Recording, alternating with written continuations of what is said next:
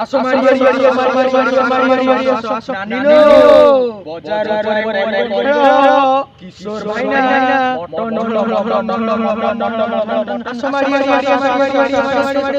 ଆପଣ ଭାବୁଥିବେ ମୁଁ ଏତେ କାହିଁ ପଶିଗଲି ଯାତ୍ରା ଭିତରକୁ। ଆଜ୍ଞା ନା, ଯାତ୍ରା ଭିତରକୁ ମୁଁ ପଶିନି। ଆଜିର ଟପିକ୍ଟି ଆମର ପୁରା ସେଇଭଳିଆ ଅଛି।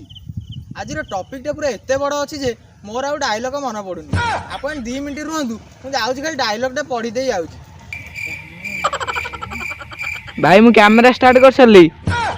କ୍ୟାମେରା ଷ୍ଟାର୍ଟ କରିସାର ମୋତେ ଟିକେ କହିବା କଥା ନୁହଁ। ହଉ ଛାଡ଼। ଆଜ୍ଞା ଆପଣ ତ କିଶୋର ଭାଇନାଙ୍କ ମଟନ ବିଷୟରେ ସବୁ ଜାଣିଛନ୍ତି।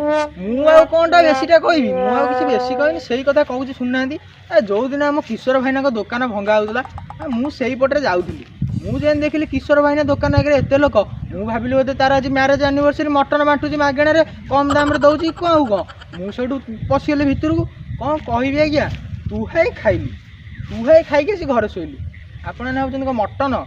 ହଁ ନା, ଟୋଟାଲ ପିଠିରେ, ଗାଣ୍ଡିରେ, ମୁଣ୍ଡରେ, ଆଉ କ'ଣ କହିବି ଚାରିଆଡ଼େ ଟୋଟାଲ ଖୋବି ଦେଇଗଲେ। କ'ଣ କହିବି ମାନେ ଆଜି ଯାଇ ବି ଦରଜ କମିନି। ଆଜ୍ଞା ଆଉ ଗୋଟେ କଥା, ଏଇ 6 ଦିନ ତଳର 6ଟା ବାଜି 6 ମିନିଟ୍ ବେଳର କଥା।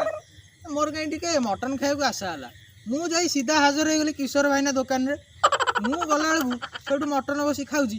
କ'ଣ କହିବି, 4-5ଟା ବ୍ଲଗର ଆସି ସେଇଠୁ ପଶିଗଲେ ପୁରା ଭିତରେ।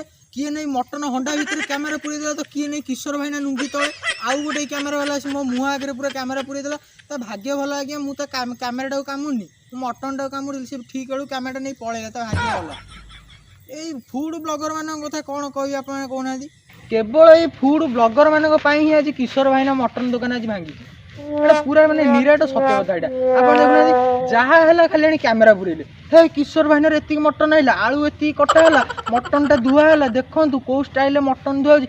ଯାହା ହେଲା ଖାଲି ଆଣି କ୍ୟାମେରା ପୁରେଇଲେ। ସେଇଠି ଆମ କିଶୋର ଭାଇନା ପାଡ଼ିଲେ, ଛିଙ୍କିଲେ, ହଗିଲେ, ଯାହା ହେଲା ଖାଲି ଆଣି କ୍ୟାମେରା ପୁରେଇଲେ। ଆଉ କି ମଟନ ଦୋକାନ ଆଜ୍ଞା, ଇଏ ତ ସହଜେ କଳି ଯୁଗ। ଇଏ ଏଠି ତ ଲୋକଙ୍କ ଦେହରେ କଥା ଯିବନି। ଲୋକ ଏ କଥାଟା ଶୁଣିଲେ ତାଙ୍କ ଦେହରେ ଗଲାନି, ସେଇଠୁ ଲାଗିକିନା କିଶୋର ଭାଇନା ଦୋକାନଟାକୁ ଭାଙ୍ଗିଲେ। ମୁଁ ଆଉ କ'ଣ କହିବି? ଏତିକି କହିବି ଆମ କିଶୋର ଭାଇନାଙ୍କୁ, ସିଏ ଆଉ ମଟନ ବେପାର ନ କରି ରାସ୍ତା କଡ଼ରେ ଶୁଖୁଆ ବେପାର କରନ୍ତି। ଯଦି ଭିଡ଼ିଓଟି ଭଲ ଲାଗିଥିବ ଲାଇକ୍ କରିବେ, ସେୟାର କରିବେ, ସବସ୍କ୍ରାଇବ୍ କରିବେ। ଆଉ ଆପଣମାନେ ଯଦି କିଶୋର ଭାଇନାଙ୍କ ମଟନ ଖାଇଥିବେ, ତାର ଟେଷ୍ଟଟା ଭଲ ଥିଲା କି ଖରାପ ଥିଲା ଆମକୁ କମେଣ୍ଟରେ ନିଶ୍ଚିତ କହିବେ। ଆଉ କିଛି କହିବିନି, ରହୁଛି। ଜୟ ଜଗନ୍ନାଥ, ନମସ୍କାର।